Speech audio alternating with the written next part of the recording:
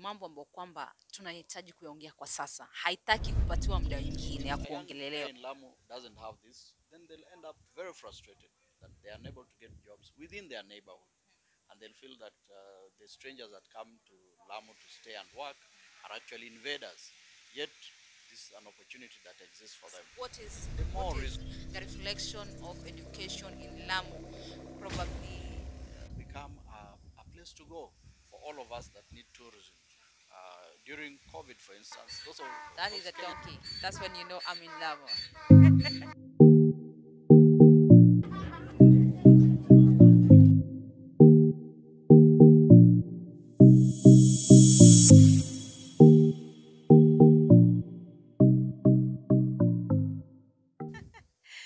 Let's get the video. I'm right in a hotel called Umalila. Umalila is just around at the seashore, just near County Assembly of Lamu, and of course, not a few meters away to Mkongoni. It is located at Lamu Old Town. Now, kuna mambo ambayo kwamba tunahitaji kuyaongea bayana. Yanafaa baraza, tutaongea barazani, tutaongea makanisani, tutaongea kila mahali kwamba tunahitaji kuyaongea kwa sasa. Haitaki kupatiwa muda mwingine. Mambo kwamba ya kielimu. Elimu ni jambo ambalo kwamba ni lazima tuliongee kwa sana, kwa hasa hususan hapa Lamu County. Ni jambo ambalo kwamba si geni, na wala mambo ambalo kwamba mzungumzaji wetu ambao kwamba yuko leo hapa na sisi anatoka Nairobi, ni mambo ambayo kwamba yanatuhusu sisi kama wakaaji wa Lamu. Ni mambo kwamba yananihusu mimi na jamii yangu, mtoto wangu, nani you know. Ni mambo kwamba wewe kama mkazi wa Lamu inakuhusu sana, na inatubidi tuyaongee, inabidi tuyaweke bayana, na tusemezane, tusikizane, tuelezane, tufahamishane, kwa sababu muda umeyoyoma. Hatuna muda tena wa kunyamazia haya mambo. Lamu is the new city. Okay, Lamu, they are saying Lamu is gonna be Dubai. Baba was here the other day and anasema Lamu is gonna be better than Dubai. Of course it is. Of course it is. And I'm still wondering, what are you doing on vacation at Dubai in such a beach that is man-made? Come on. Lamu is here and is here for you. Cleanest beach in coast region, of course. And of course, we can, this Lamu tours and travel, we're really safaris. They'll make your tours and travel, your safari, your vacation the best. You know why? Because one, they have great rates for you. Two, they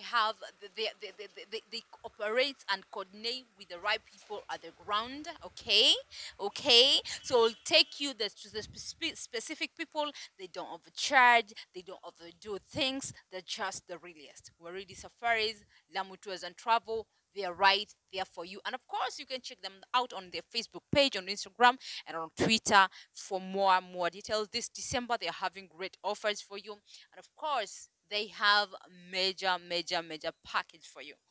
What am I saying? I'm just about to invite our guest of today, who is going to analyze, who is going to emphasize, and who is going to enlighten us on what we're supposed to know, given.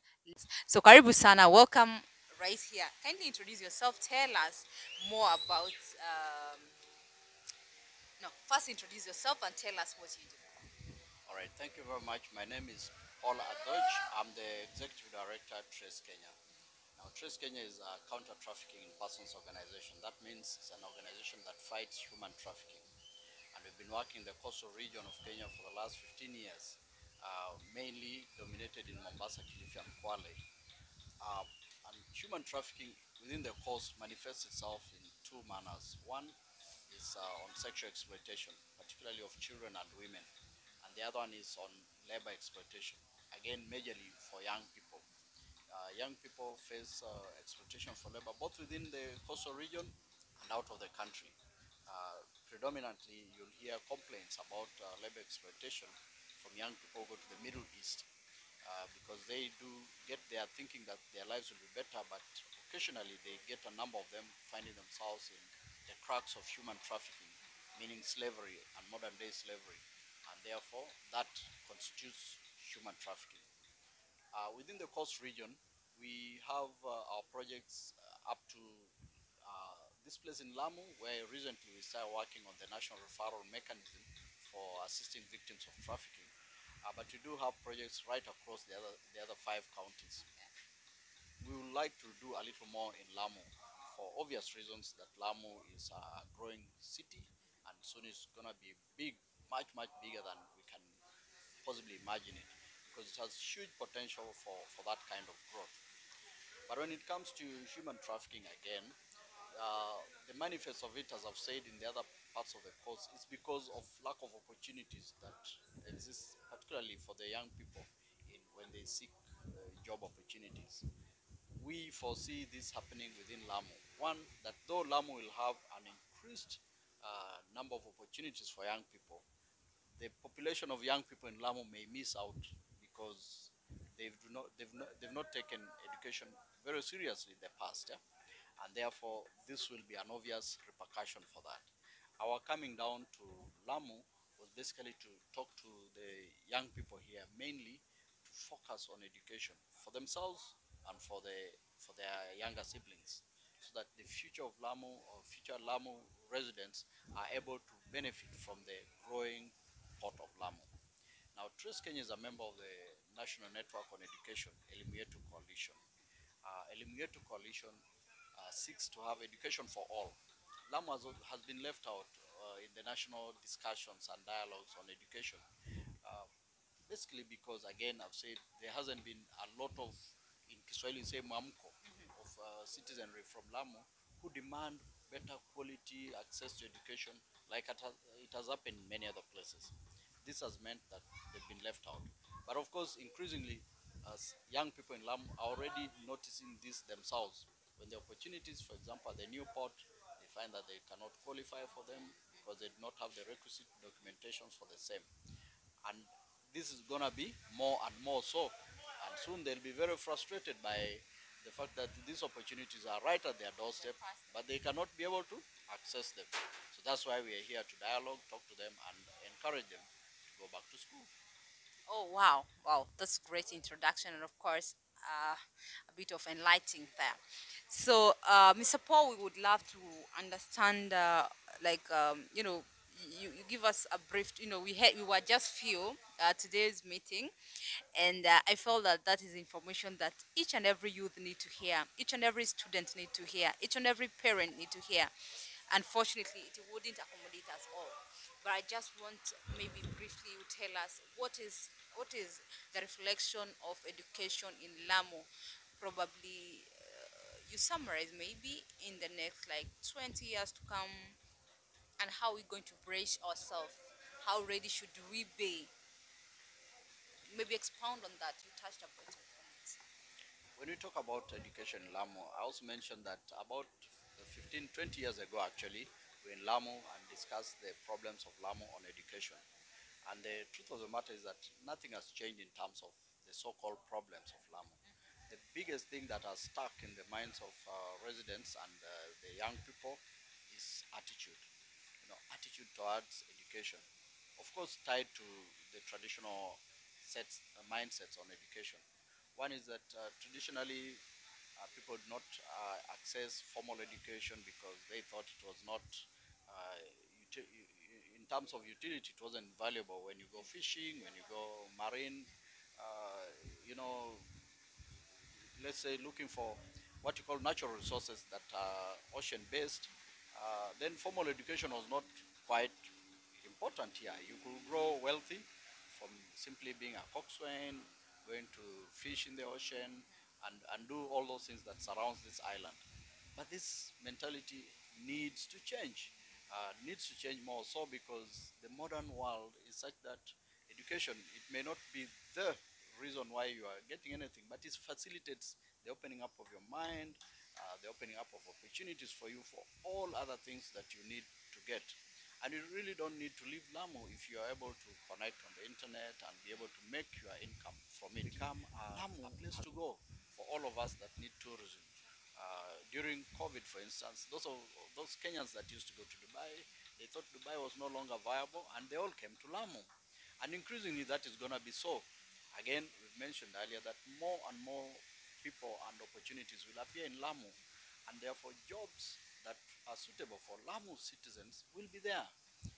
They are more acclimatized for the place, they are more citizens for the place, they live in the neighborhood. I mean, it's the best opportunity that could ever come to your doorstep.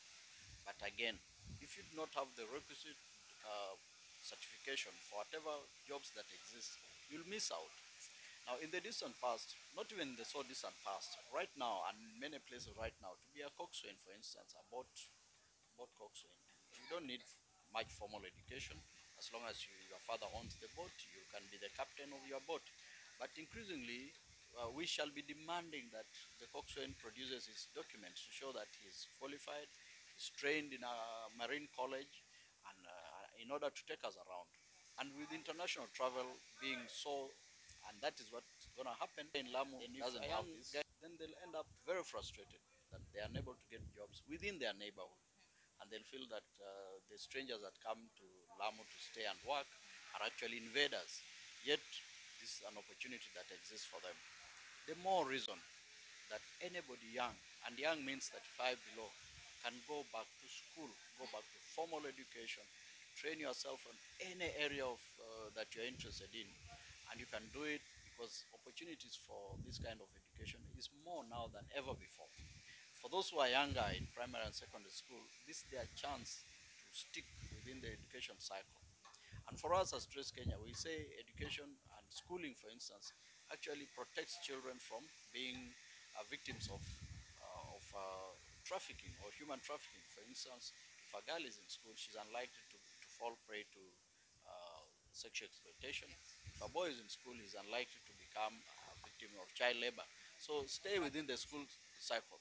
And again, we do understand other social problems that are in Lamu, for instance, drugs and substance abuse is there. But, these are young men who feel hopeless.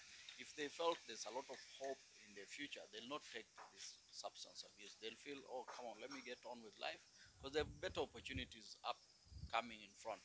But if they feel like things are a little tougher, nothing is normal, and they're a little laid back, they're likely to fall prey to drugs and substance abuse, mainly due to peer pressure and challenges that they face as a social community. So if you're a young man or a young woman in Lamu, this is your time. Well, this is your time, this is my time, this is time is now. So let's take it up, and thank you so much for watching this video. My name is Waridi Kenya. Keep it right here.